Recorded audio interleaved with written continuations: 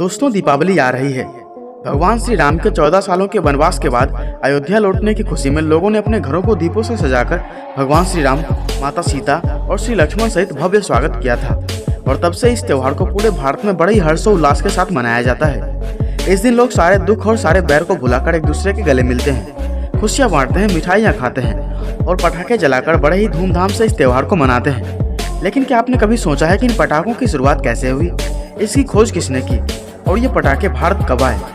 तो चलिए इन्हीं सारे सवालों का जवाब जानेंगे आज की इस वीडियो में, तो बने रहिए वीडियो के एंड तक। सबसे पहले जानते हैं कि पटाखों की शुरुआत कैसे और कहाँ हुई। पटाखों की शुरुआत को लेकर कई प्रकार की कहानियां हैं, लेकिन कुछ इतिहासकार इसकी शुरुआत और खोज चीन को बताते हैं। कहा जाता है कि 6ठी सदी में ही चीन में पटाखों की शुरुआत एक दुर्घटना के साथ हो गई थी। दरअसल एक खाना बनाने वाले रसोइये ने गलती से सॉल्ट पीटर यानी पोटेशियम नाइट्रेट को आग में फेंक दिया, जिसके बाद उससे रंगीन लपटें निकली। इसके बाद रसोइये ने सॉल्ट पीटर के साथ साथ कोयले और सल्फर को मिलाकर उसका चूर्ण भी इसमें डाला, जिसके बाद काफी तेज धमाका हुआ और रंगीन लपटें भी निकली। इसी धमाके के साथ बारूद की खोज हुई और पटाखे की शुरुआत हुई। चीन में बारूद के मिलने की एक और कहानी है।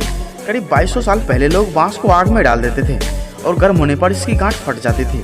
इसकी आवाज काफी ज्यादा होती थी। चीनी लोग उस समय मानते थे कि बांस के फटने की आवाज से डरकर बुरी आत्माएं भाग जाएंगी, बुरे विचार भी दूर हो जाएंगे और सुख शांति करीब आएगी। इसलिए वो हर त्योहार पर यह काम करते थे। और तभी से नए साल, जन्मदिन, विवाह, त्योहार जैसे खुशी के मौके पर आतिशबाजी की परंपरा की शुरुआत हुई। अब जानते हैं कि चीन से बाहर कब निकले पटाखे। पटाखों के चीन से बाहर निकलने की कहानी 13वीं सदी में शुरू हुई थी। यही वो समय था जब बारूद चीन से यूरोप और अरब देशों तक पहुंचा और फिर यहाँ बारूद का इस्तेमाल शक्तिशाली हथियार बनाने में होने लगा। इसी दौरान आतिशबाजी बनाने की विद्या यानी पायरोटेक्निक की शुरुआत के लिए पूरे यूरोप में ट्रेनिंग स्कूल खोले गए और लोगों को बताया गया कि बारूद से पटाखे या हथियार कैसे बनाए जा सकते हैं। इसके बाद यहाँ भी खुशी के मौके पर आतिशबाजी का सिलसिला शुरू हो गया। अब बात करते हैं कि भारत में पटाखे कब आए। भारत में पटाखों का इतिहास 15वीं सदी से भी पुराना है, जिसकी झलक सदियों पुरानी पेंटिंग्स में देखने को मिलती है। बाबर ने भारत पर जब हमला किया था तो उस समय हथियार के तौर पर बारूद का इस्तेमाल किया गया था।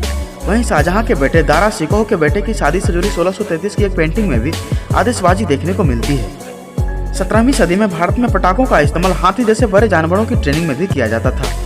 दरअसल वो जानवर पटाखे की आवाज सुनकर डर जाते थे और पीछे हट जाते थे। शायद यही कारण रहा होगा कि बारूद से तैयार बम के गोले का जब युद्ध में इस्तेमाल शुरू हुआ तो हाथियों का इस्तेमाल कम हो गया, क्योंकि वो डर जाते थे। चलिए अब जानते हैं कि भारत में कहाँ बनते हैं सबसे ज्यादा पटाखे।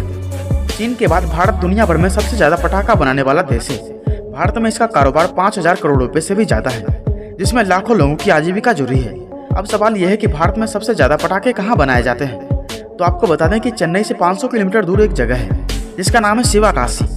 यही वो जगह है जहाँ भारत में सबसे ज्यादा पटाखे बनाए जाते हैं। शिवाकाशी में कुल 800 से भी ज्यादा पटाखों की फैक्ट्रियाँ हैं, जो देश में बनने वाले पटाखों का 80% हिस्सा तैयार करते हैं।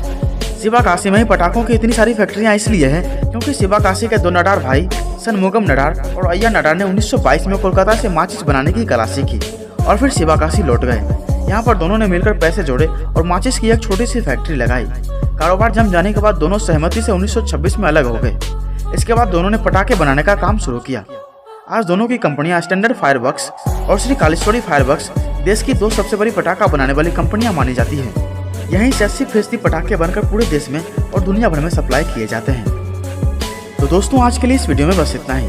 अगर वीडियो पसंद आई हो तो अपना प्यार जरूर दिखाएं, वीडियो को लाइक, कमेंट और शेयर जरूर करें और इस चैनल को भी सब्सक्राइब जरूर कर लें, ताकि हम फिर मिलें एक नए वीडियो के साथ। तब तक के लिए जय हिंद।